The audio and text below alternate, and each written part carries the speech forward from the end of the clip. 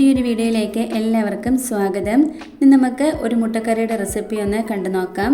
നമ്മൾ സാധാരണയായി ഉണ്ടാക്കുന്നതിനെക്കാട്ടിലും വളരെ വ്യത്യാസമായിട്ടുള്ളൊരു റെസിപ്പിയാണ്. നമ്മൾ മുട്ട പൊരിച്ചിട്ടാണ് ഈ ഒരു കറി ഉണ്ടാക്കിയെടുക്കുന്നത്. ഒരു മിക്സിയുടെ ജാറിലേക്ക് ഒരു തക്കാളി മുറിച്ചത് ഇട്ട് കൊടുക്കാം. തക്കാളി എടുക്കുമ്പോൾ നല്ല പഴുത്തത് വേണം എടുക്കാനായിട്ട്. പുളിയായി കഴിഞ്ഞാൽ നമ്മുടെ ഈ ഒരു കറി ശരിയാവില്ല. ഒരു വലിയ സവോള കഷ്ണങ്ങളാക്കിയത് ഇട്ട് കൊടുക്കാം. ഒരു ചെറിയ കഷ്ണം ഇഞ്ചി, ഒരു 4-5 അല്ലി വെളുത്തുള്ളി, 2 പച്ചമുളക്, ഒരു വറ്റൽമുളക്. ഞാനിത് കാശ്മീരി മുളകാണ് എടുത്തേക്കുന്നത്. ഇനി നമുക്കിതിലേക്ക് മസാലകളൊക്കെ ഒന്ന് ചേർത്ത് കൊടുക്കണം. 1 ടേബിൾ സ്പൂൺ അളവിൽ ചെറിയ ജീരകം, അതുപോലെ തന്നെ വലിയ ജീരകവും എടുത്തിട്ടുണ്ട്. മസാലകളൊന്നും കൂടി പോകരുത്, ഈ ഒരു അളവിൽ തന്നെ എടുക്കാവുള്ളൂ.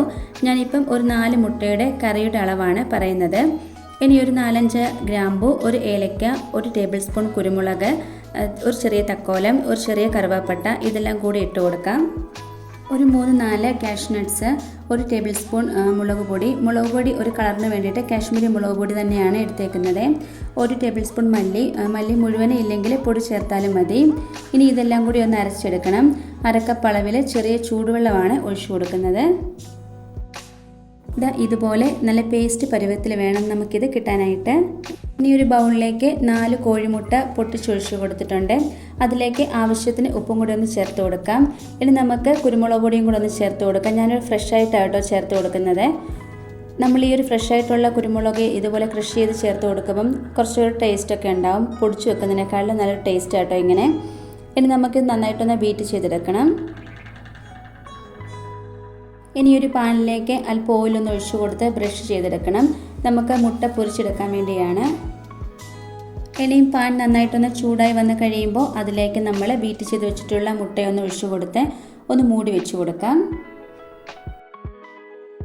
ഇപ്പോൾ നമ്മുടെ ഓംലേറ്റ് 2 സൈഡും ഒരുപോലെ റെഡിയായി വന്നിട്ടുണ്ട്.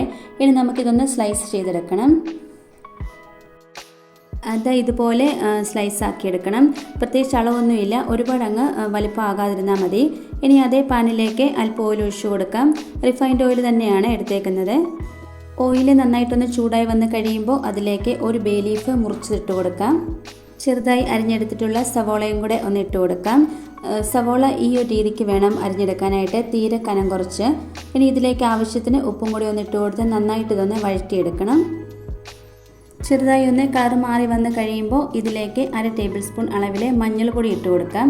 എന്നിട്ട് നന്നായിട്ടൊന്ന് മിക്സ് ആക്കിയെടുക്കാം. ഇനിയും ഇതിലേക്ക് നമ്മൾ നേരത്തെ അരച്ചെടുത്ത് വെച്ചിട്ടുള്ള ആ ഒരു മിക്സും കൂടി ഒന്ന് ഒഴിച്ചു കൊടുക്കാം.